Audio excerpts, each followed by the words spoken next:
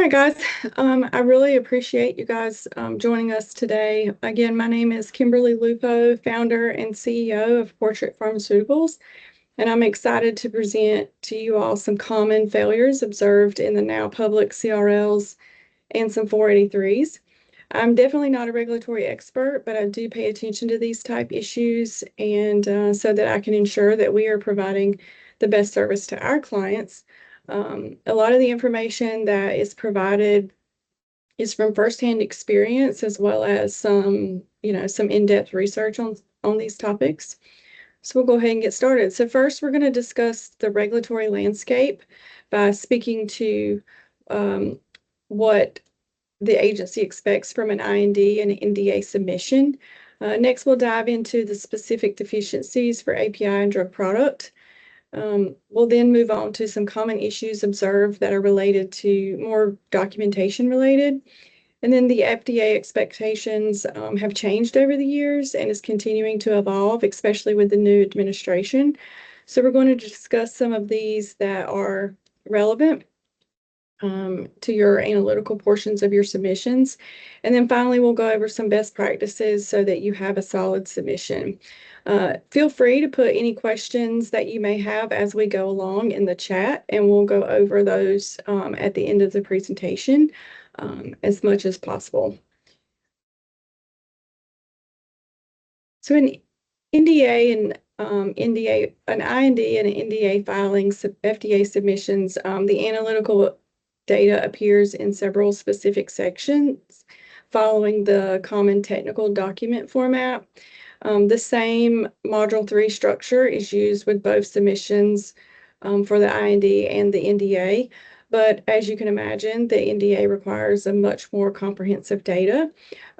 So for Section 2S, is for drug substance, and 2P is for drug product.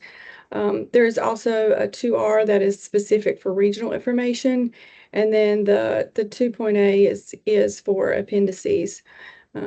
ICH guidelines Q2, Q3, Q3B, and Q6A provides guidance on what should be included in these sections. For API, it should include characterization and structural elucidation data to provide sufficient evidence of the compound's identity, impurity profiles and identification of specific impurities, and of course, stability data. The drug product is also focused on identification and includes batch data analysis and also stability data. The appendix section includes the reports like the C of A's and the spectrums that you discuss or reference in the previous two sections. So we're going to quickly go over the differences required for INDs and NDA filings.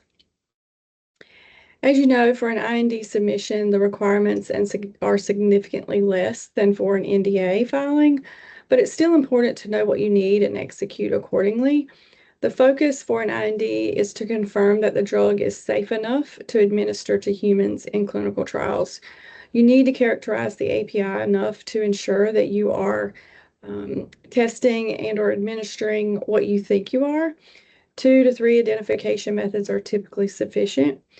For purity, you're going to want to ensure that you qualify any impurities that may pose a risk to the patient. You need to present your justification of its safety at that level. You also need to make sure that you have methods in place that provide accurate and precise potency values. This is where your method validation studies are key. And, IND methods don't necessarily have to be fully phase 3 ICH validated, but you do need to be able to prove that your method is accurate and precise. You need to have enough stability data to support the strength of the length of your trial. If your trial is 3 months long, then you need to show that the drug product is stable for longer than that time to account for storage and shipping time. And then lastly, you need to provide evidence that you can make your product and test it according to current CGMPs. Thing is not happy with me right now. Sorry. So the NDA is relatively massive in comparison to the IND because you've got, 10 to 15 years of work going into that filing. Here, the ICH guidelines are your biggest help in knowing what the agency expects. Your drug substance and drug products methods must be fully validated per the ICH guidelines.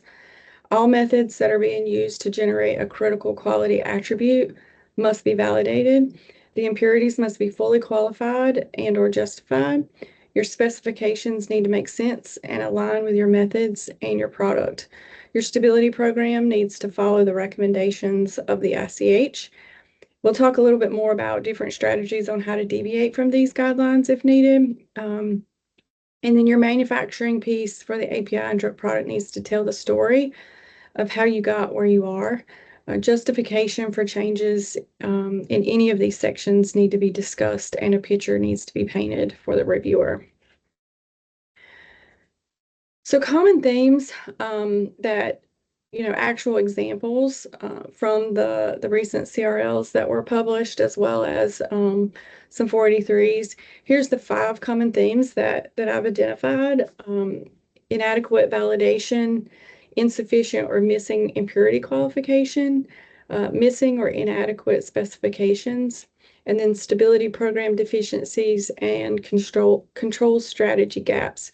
We'll go over some of the specific examples from the CRLs for both the drug substance and the drug product, and provide some ways that to make sure that you don't encounter that issue.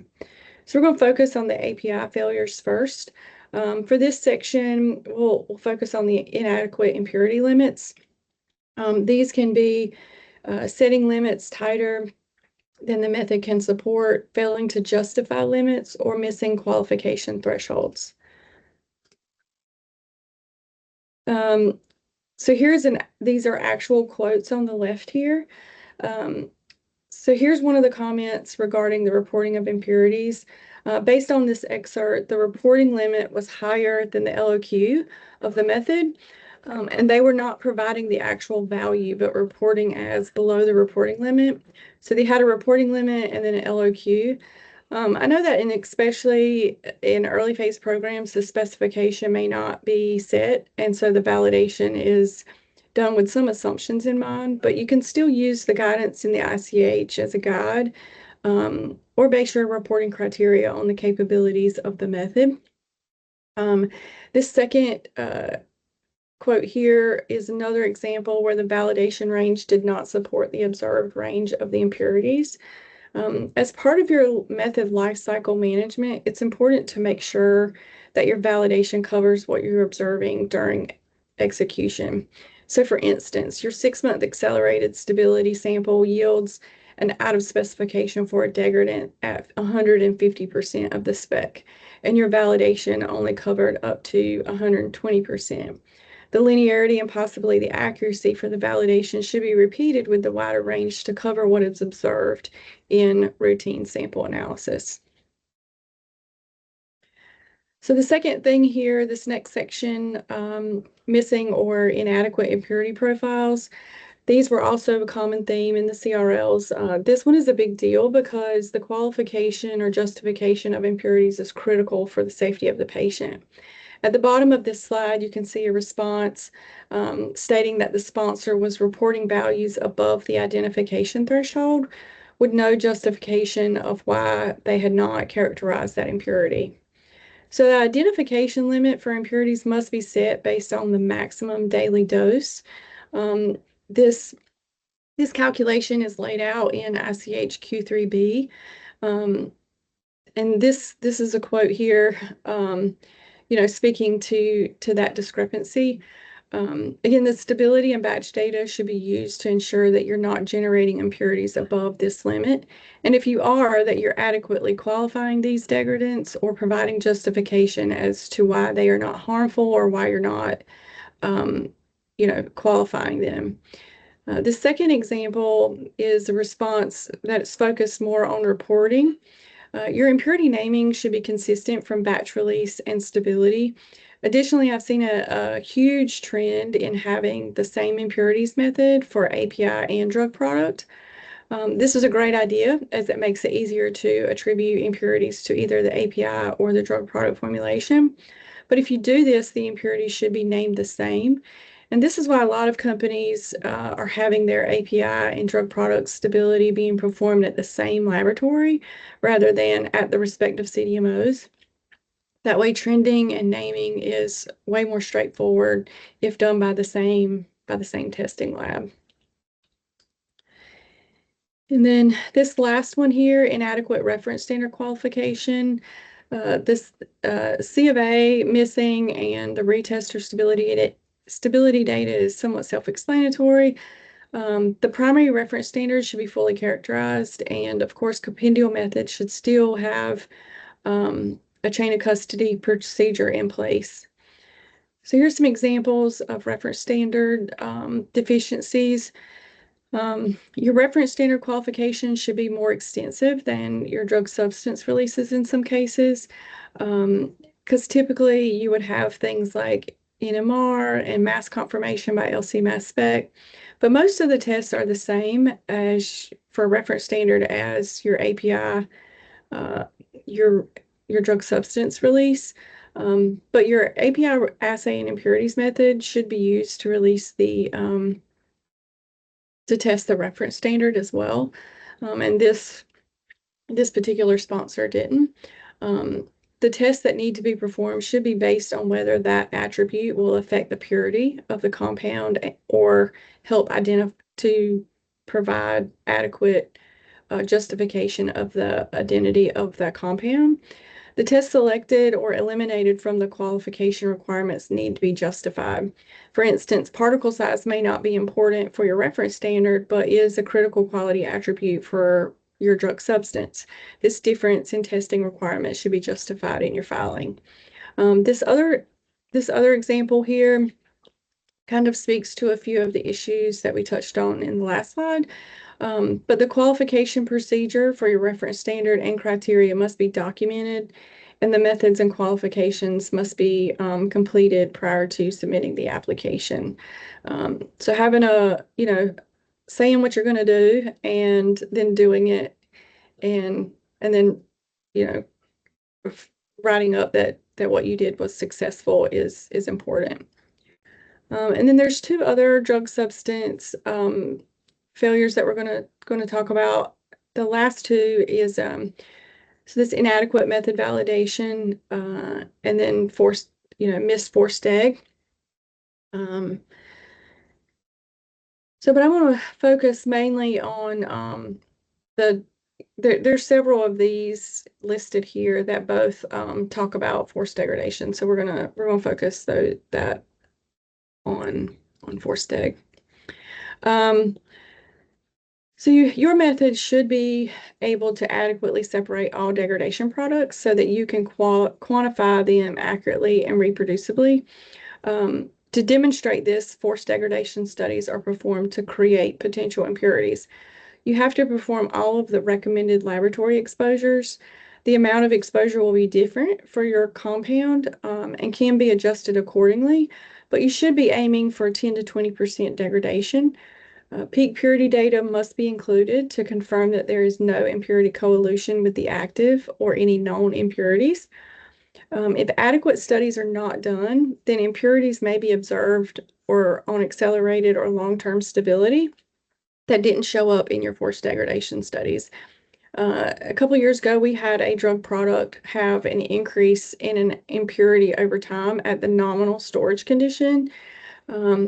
When we reviewed the forced degradation data for the API that was done, it was clear that the degradant was real and was related to the API as a degradant.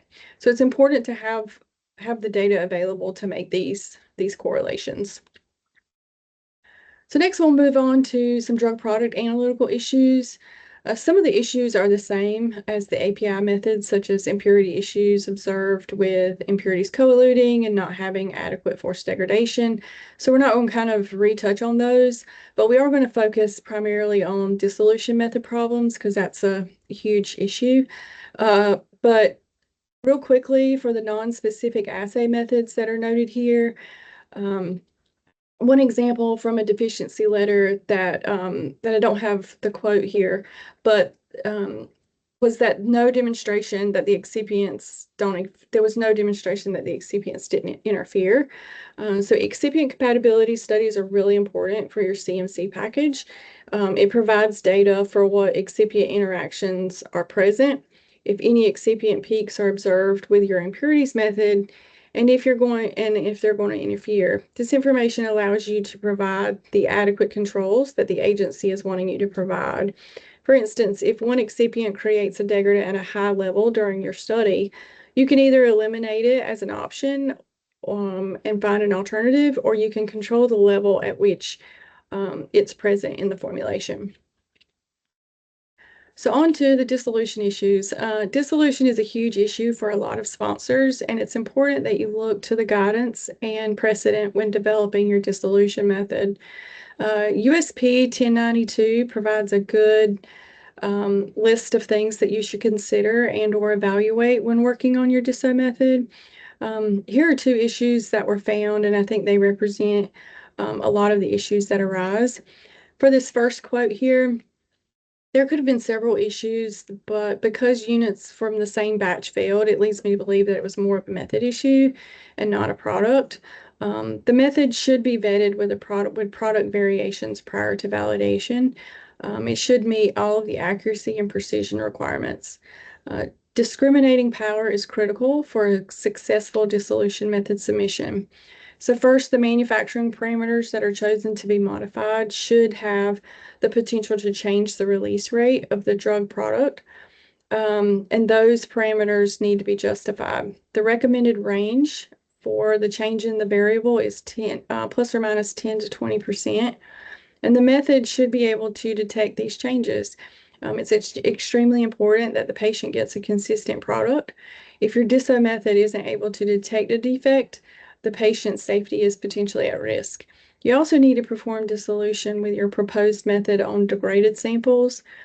These can be from your accelerated stability studies or other exposed samples. Your dissolution method development should tell a story of how you got to the method that you're using and why. And you need to justify why you did what you did or chose that route. And if you think about it, dissolution is the only test that we can really see the drug in action. So it's important to understand what we're observing. This first quote here is, it's another example made by the FDA in a response letter. The paddle speed wasn't justified, and it didn't make sense for the product it was testing. They're using an oral suspension, and their paddle speed was 50, and so they were commenting that it didn't make sense for the product being tested. So it's best practice to test variations of your parameters to show which one is the best. In this case, several paddle speeds should have been evaluated, and the speed chosen should be justified based on the data. The second quote is kind of a broad statement, but it speaks to data-driven decisions. The selection of your apparatus, media, pH, rotation speed, etc., should be supported by the data that you have generated during method development and the method lifecycle management. The chosen parameters should also be supported by the assay values and, of course, sink conditions. So it's really important, and you've heard me say this, and I'll say it again. The data has to tell the story. So some other drug product analytical failures was inadequate stability data package. I think that this is the new stability guidance that came out earlier this year kind of spells out exactly what you need to provide for your NDA submissions. And so it's important to perform those studies based off of that guidance. And it's important that you use the packaging that you are intended to sell the product in. For an IND, the stability data really needs to cover the conditions that your animal studies are performed under, including the packaging and duration of that study. The final section that we'll discuss is OOS issues. This is a common theme where the OOS results were not adequately investigated, trending wasn't performed, and outliers were excluded without justification. We'll talk a little bit more about inadequate investigations, but here's an excerpt where the sponsor used statistical analysis to invalidate a result that wasn't fully investigated. In my experience, eliminating a result based on statistical analysis is never a good idea and should be the absolute last resort. You must first investigate the root cause. So as I was reading some of these deficiencies related to OS, I was actually kind of shocked at what some of these companies try to get away with. This first quote is an overall statement. So this was kind of an overall statement that the agency made, and then they listed several examples that applied to this issue. And so one of those was that an OOS was obtained for an active ingredient, and it was investigated and determined that the root cause was a sampling error. But nothing really kind of was done about it. The sample was just resampled and tested again, and the results were reported. And the investigation did not include hypothesis testing or a thorough review of what other batches were potentially impacted. The second quote here speaks to the root cause analysis, where they did not determine the source of the presence of the particles and didn't implement a CAPA in adequate time. There are plenty of resources out there to help determine the root cause, from fishbone diagrams to 5 whys. The investigation and subsequent CAPAs should be managed by quality. It is critical that the investigations begin immediately after discovery and have due dates set based on the critical nature of the issue. At times, the manufacturing folks and analytical lab need to collaborate to determine the root cause and the ultimate CAPA, and that's why it's important that quality kind of drive what needs to be investigated. Preventative actions. The root cause cannot always be analyst error, and preventative actions can't always be retraining. The measure put in place should actually prevent the occurrence from happening again. And after the preventative has been put in place for some time, there should be an effectiveness check to determine if it's working or if changes need to be made or implemented further. So now we'll move on to some CMC package issues. These may not be specifically analytical method related, but first is comparability protocols here. We'll kind of go clockwise from here. Again, you need to tell a story, and when something changes with your method or product, you need to make sure you provide enough data to compare the before and after and discuss why it's better. You also need to make sure that your scale up from clinical to commercial scale is supported by data. Impurity profile changes need to be understood. So like, for instance, did an excipient manufacturer change? Did you get a different supplier? And now you're seeing a shift in an impurity profile. You need to kind of know why those changes happened. And so control strategy here is all about risk and assessing that risk when it comes to safety and efficacy. Your control strategy must be justified based on the product quality and not really anything else. We'll talk about more of these in the next slide. But there's a lot of documentation issues that arise and that are preventable, and there are a lot of help and guidance online. One of the previous companies I worked for, they at the kind of the turn of the electronic CTD submissions, they got a refusal to file because they didn't follow the guidance that was out there and the resources that were provided to them. So some of these listed are just formatting or submitting the correct documents, but some of these are actually quality issues, like the validation reports missing key studies. A lot of smaller biotechs and pharma outsource the filing activity. So if you're using a consultant or an external regulatory group, do some research first and ask appropriate questions when you're vetting them so that you can ensure that they know what they're doing when it comes to the formatting and submitting. And then lastly here, the specification justification must be supported by data and the application of your product. There are decision trees available to help in this process. And again, the dissolution and impurities data are two important things to get right. So I also wanted to touch base briefly on some new and emerging issues. The FDA recently has put out much more thorough guidance documents. Um, these listed here are focused on quality and risk management. I think in general, they're shifting from kind of a checking a box to does your application actually make sense? And is this going to provide a quality product for the patient? Um, the expectations are to define the quality target product profile, which leads to defining the critical quality attributes. This helps provide the critical material attributes and critical process parameters. And all of these help determine the design space and allow you to develop a control strategy. Um, and unlike the past, they are expecting for you to evaluate your methods, processes, and all these attributes continually and make justified adjustments as you learn and evaluate the risks. So life cycle management is extremely important now. A recent discovery, as recent as August, found a leachable nitrosamine in infusion bags. So the FDA is urging sponsors to perform risk-based assessments on affected products, and the extractable and leachable control is not just a one-time task.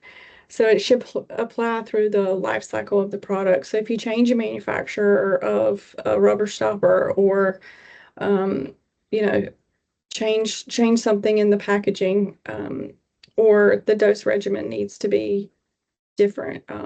All of these could affect the leachable profile, so it needs to be reevaluated. And so finally, well, one thing that sponsors need to rely on are the guidance documents and available meetings with the agency. Based on what's publicly available, my opinion is that the agency is much more willing to meet with you and provide helpful guidance so that you can make sure that um, you have what you need to be successful. So use these resources available to you. I've put together somewhat of a checklist that provides you with some references and kind of a list of the guidance documents for um, different applications. Things to review prior to submission and your help and some other helpful tips. I'll send that over to everyone that's attending today, this afternoon, so that you can have that. So when you're developing your analytical package, you got to start with the end in mind. Make sure your validation meets the ICH guidelines. Evaluate your batch data and your stability data on a regular basis so that you can be proactive about impurity identification and get ahead of qualifying the impurities that need to be. Your stability program, again, should tell a story and help support any modifications to the methods or the products. I would venture to say that most of you guys work with CDMOs to do the majority of your manufacturing and analytical work. It's your responsibility as the sponsor and owner of that application to oversee them. You must audit them and in some cases kind of make them do things a certain way to ensure that they are adhering to the guidelines. Just because they have had a successful FDA audits in the past doesn't mean that they are good to go. I've worked on 2 previous NDA programs in a previous life that were approved by the FDA. And both of these companies performed mock audits and made sure that the SMEs were ready to engage with the FDA and that the CDMO was adhering to all the guidelines that were required. So don't rely on the CROs to help you make those decisions because you're going to be the one sitting across the table from the FDA. Of course, they can provide guidance, but you're the one responsible for the outcome. And finally, some common misconceptions, quantity over quantity. You must have more doesn't necessarily mean that you're covered. Focus on the quality of the data and if it's supporting your claim. Compendial methods still need to be verified or validated for your product, and phase appropriate doesn't mean incomplete. You still must follow the guidance and make sure you have scientifically sound justification for what you're doing. So this is a summary of what we discussed today. We went over the regulatory landscape, API and drug product failures. Then we went over a few CMC package issues and recent new mindset and expectations of the agency. I'll be sending out a copy of the checklist that I put together this afternoon. But if you have a specific issue or a concern that want an outside opinion about, and you'd be interested in running it by someone, I am offering a free 20-minute session to go over what you have, and then I can potentially give you my opinion about it. So the QR code on the screen here and on the next slide will give you a link to my calendar so you can set up your free one-on-one Q&A. So I definitely want to thank you for your time, and just a quick sales pitch for Portrait. Portrait is a small molecule analytical testing laboratory that has 100% on-time delivery record, which means we meet your deadlines every time. So if you're frustrated by missed deadlines and poor communication from your current labs, we would be happy to help. You can find us on LinkedIn, YouTube, and Instagram. And again, there's a QR code that you can use to set up a free 20-minute session to go over your specific area that you maybe have questions about. So now we're going to look at some questions that are in the chat. Anybody, do we have any questions in the chat? All right, so we've got a question here. Can you hear me all right? Mm-hmm. Okay. It says, is there any insight into regulatory preference of characterization / elucidation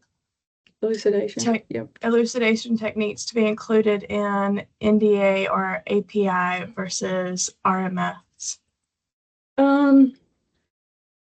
So I definitely think that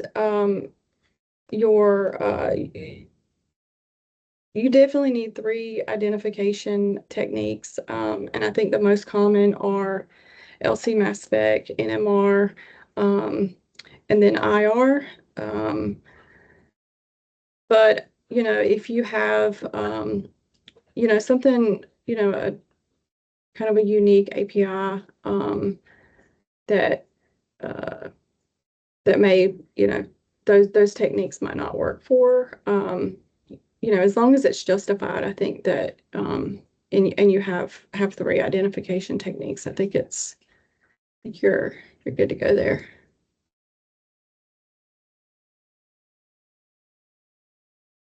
Any other questions?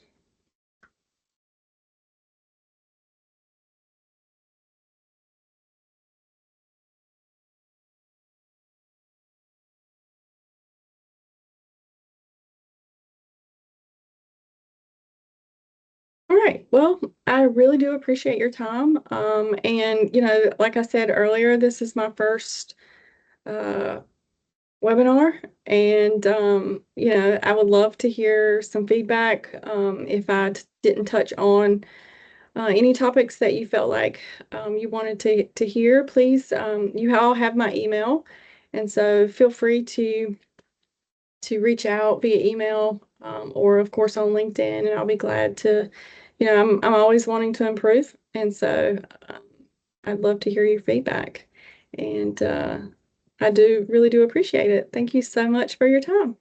Hope you have a great afternoon. Thanks so much.